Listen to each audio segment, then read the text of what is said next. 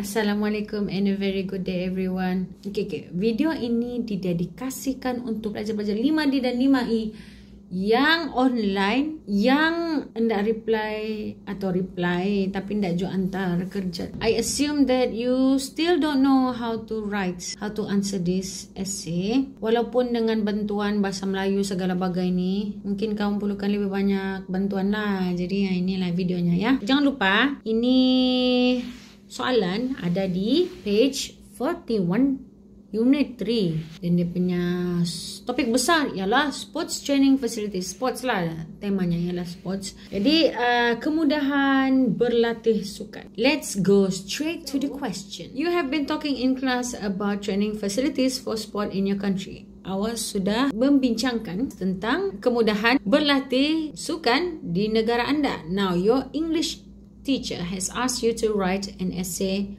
for homework. Write your essay using all the notes and giving reasons for your points of view. 140 words until 190 words. Jadi kita aim yang paling sikit. 140 perkataan pun jadilah. Yang pentingnya kau menulis essay. Jangan kau malas. Mari kita tengok topiknya ialah some countries spend a lot of money on providing world-class sports facilities for training talented youngsters. Is this a good way or a bad way to spend government money? Sakit kepala aku. Sekejap ah. Sudah dibagi satu-satu perkataannya dalam bahasa Melayu. Yang warna pink-pink tu kita boleh simpulkan dia punya maksud topik ialah sesetengah negara membelanjakan banyak duit untuk menyediakan kemudahan bersukan bertaraf dunia untuk melatih orang muda yang berbakat. Adakah ini satu cara yang baik atau cara yang buruk untuk membelanjakan duit kerajaan? Okay, dia tanya soalan. Jadi kau rasa secara umumnya apa? Baguskah ni? Tak bagus untuk bina satu pusat yang ada kemudahan bersukan yang bertaraf dunia. Bila kita cakap bertaraf dunia ni bermaksud mestilah dia punya kemudahan tu yang hebat-hebat, dan kalau hebat mestilah mahal. Kalau kau sejukah kalau kerajaan membelanjakan duit yang banyak untuk bina ini kemudahan bersukan ni?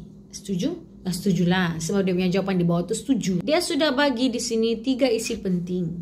1, health and lifestyle, bermaksud kesihatan dan gaya hidup. Yang kedua ialah international competition, pertandingan antarabangsa. Dan yang ketiganya sepatutnya kamu punya idea sendiri, tapi teacher bagi kamu punya, iaitu team training atau latihan berkumpulan. Jadi cuba bayangkan macam mana tiga-tiga isi penting ni dikaitkan kepada bagus untuk kerajaan membelanjakan duit untuk menyediakan kemudahan bersukan bertaraf dunia. Boleh kaitkan? Cuba kamu kaitkan. Nanti kita tengok dia punya kaitan. Sebelum kamu tulis esei ni, jangan lupa ini language bank ni penting ni. Kamu penting latih diri kamu guna semua penada wacana ini. In the first place, yang bermaksud asalnya atau pada awalnya atau pada sama saya semua tu. Kemudian bila kamu mau, ini semua ialah untuk introduce supporting ideas. Okay? Bila kamu mau cakap lagi satu tambahan lagi, moreover, furthermore, in addition, semua tu kalau kamu mau menambah idea. Kemudian, kadang-kadang esei ni kan yang bagusnya ialah bila kamu mampu untuk bagi pendapat yang bertentangan, contrasting idea, pendapat yang bertentangan daripada pendapat asal kamu. Bagus, sebab bila kamu tengok pandangan orang yang lain yang tidak sama dengan pandangan kamu, kamu boleh cuba untuk melawan dia punya pendapat tu, supaya nampak macam memang kamu punya pendapat tu yang betul. Okay, itu yang penting. Jangan pula hendak dengar pendapat orang lain. Itu tidak bagus. No. Kemudian, kamu boleh juga guna semua ni untuk penanda wacana penutup.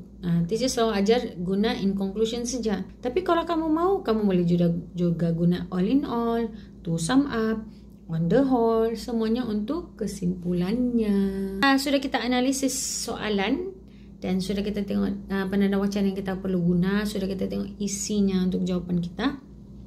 Kita mesti bina rangka karangan. Rangka karangan ni sama saja. Okey, jadi isi perangan pertama ialah dia pasal introduction kan, pengenalannya. Teacher bagi sudah satu formula untuk pelajar lemah. Kalau kamu rasa kamu okey, kamu mau bina yang lain, boleh. Suka hati kamu. Ini formula untuk pelajar yang lemah. Okey. Jadi ayat pertama mesti berkaitan dengan satu fakta yang berkaitan dengan topik. Topik kita pasal sukan. Jadi apa fakta yang umum, general, semua orang tahu, yang kamu boleh buat dalam satu ayat yang mudah. Apa dia? Nanti kita tengok dia punya pengembangannya. Kemudian ayat kedua mestilah berkait dengan soalan. Soalan dia apa tadi? Mari kita tengok. Soalannya kita mesti buat jadi ayat kedua. Dan ayat ketiga dalam perenggan pengenalan mesti menjawab soalan ini. Gitu. Senang kan? 3 ayat sejalan. 3 ayat saja intro. Tolonglah daripada kau nak membuat begging astaga. Sampai cikgu kamu punya begging ya. Please lah buat. Tapi kamu tak buat juga. Okay. Mari kita tengok badan esei ini pula. Okay, tadi kita cap ada isi pentingnya, kita bagi kepada 3 kan. Health and lifestyle, isi pertama. Kesihatan dan gaya hidup. Lepas tu teacher ada bagi sudah, siap bagi sudah dia punya penerangan di sini Jo. Di sini sudah Jo. Dah jauh. Ada sudah situ. Nah, isi kecilnya kawal pemakanan dan kedua jadual latihan berjadual. Dua-dua ni kamu buat untuk dapatkan tahap kesihatan yang terbaik. Jadi pentinglah ada fasiliti sukan bertaraf dunia supaya kita boleh dapat tahap kesihatan terbaik untuk atlet-atlet kita, untuk youngsters kita yang ada bakat yang besar dalam bersukan. Kemudian isi penting kedua, international competition sudah di sini. Okay. Untuk ini pula ada 3 dia punya isi kecil. Menjadikan atlet, wujudnya jurulatih profesional coaches there. Let's put it in plural. Kemudian kita boleh sediakan high quality of equipments. Kemudian isi penting ketiga ialah yang teacher cap tadi, teacher bagi team training. Dan teacher sudah bagi dia punya isi perkembangan isi dia, berkongsi tips dan jadi lebih bersemangat. Jadi teacher tidak ada bagi isi yang kontras di sini, tidak ada. Untuk pelajar yang tiada motivasi mau buat esei, kamu boleh buat ini 2 aja pun jadilah. 2 perenggan ni. Jadi totalnya nanti 4 perenggan kan. Tapi kalau kamu mampu buatlah 5 perenggan. Kalau enggak boleh buat 4 perenggan. Yang ini optional lah. Yang pentingnya kau buatlah bantar lah bukan banyak pun. Dan yang terakhir formulanya masih sama, iaitu di bawah sini formula untuk penutupnya masih sama, iaitu salah. SLH. Summary, learn and hope. Nanti kita tengok perkembangannya macam mana. Let's go to the panduan ayat. Intro dulu. Okay, intronya kan tadi kita cakap pasal fakta duluan. Okay, fakta. Apa dia fakta yang paling umum? Bersukan itu penting. Nah Jo, itu saja. Itu siapkan sebagai ayat pertamamu, jadi sudahlah. Sports is very important, titik. Sudah. Atau kalau kamu mau tambah lagi, kenapa? Pada siapa ianya penting? Kenapa ianya penting? Contohnya, sports is very important especially for the youngsters. Terutamanya untuk yang lemah. Yang lemah pula. Untuk orang-orang muda di negara ini. Kemudian ayat kedua. Ini dia salin bulat-bulat daripada soalan. Mari kita tengok soalan. Some countries sampai sini. Inilah dia punya ayat kedua. Kita salin bulat-bulat je. Lepas tu ayat ketiga kamu jawab ini. Is this a good way or a bad way to spend government money? Lepas tu ini teacher so bagi sebenarnya jawapannya.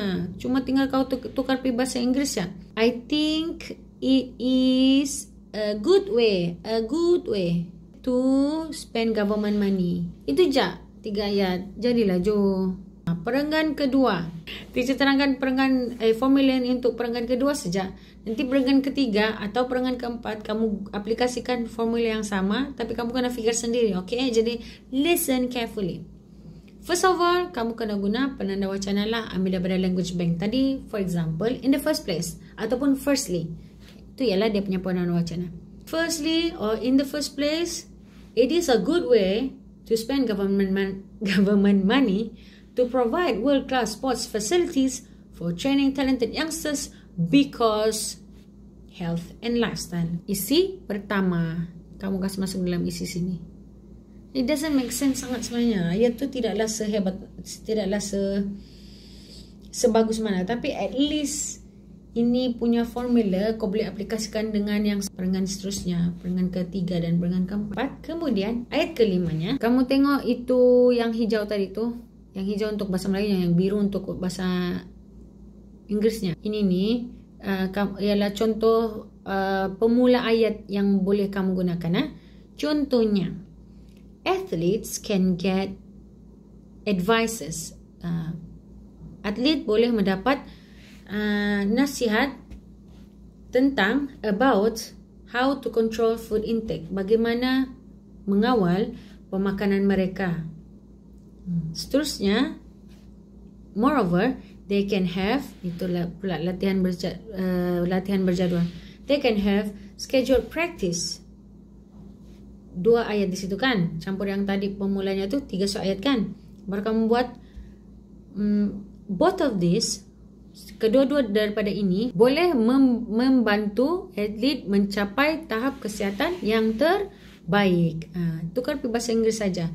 Itu boleh jadi ayat yang ke-7 sudah. Senang kan? Sini kawal pemakanan, sini latihan berjadual, dan sini tahap kesihatan yang baik.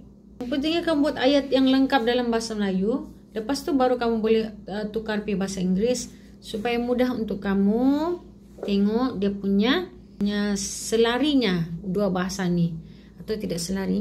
Untuk ayat ke-8 itu ialah untuk penegasan. Ni kamu kena ulang ayat ke-4 dan gandingkan dia kepada isi pertama itu sebagai penegasan di sini.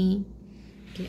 Apa dia punya ayat ketiga tadi? It is a good way to spend government money on providing world-class sports facilities for training talented youngsters so that they can have good health and a good lifestyle.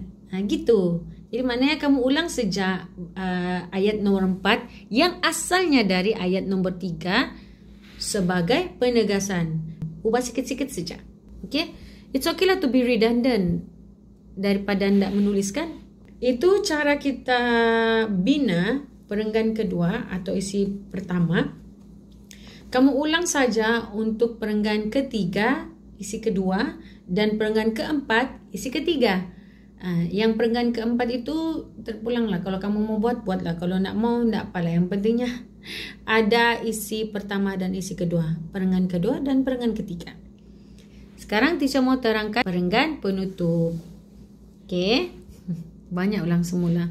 Actually kan this is okay lah. Dia sebenarnya memanglah tak berapa bagus to be redundant in your writing.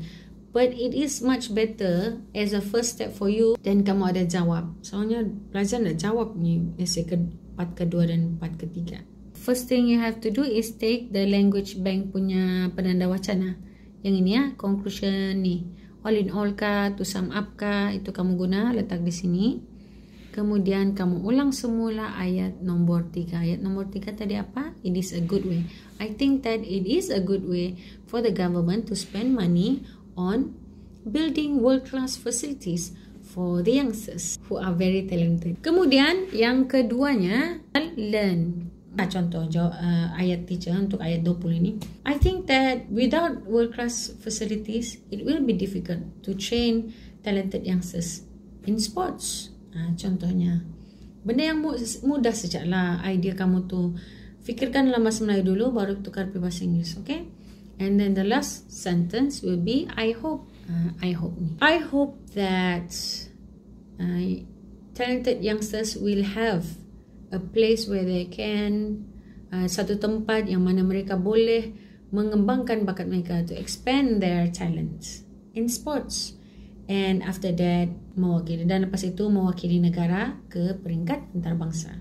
Yang pentingnya benda itu yang kau harap secara umum berkaitan dengan topik yang kita sudah cakap. Itu sajalah. I hope you teacher betul-betul haraplah kamu hantar kali ni. Kalau enggak, sia-sia lagi. Okay, see you again in the next video. Goodbye.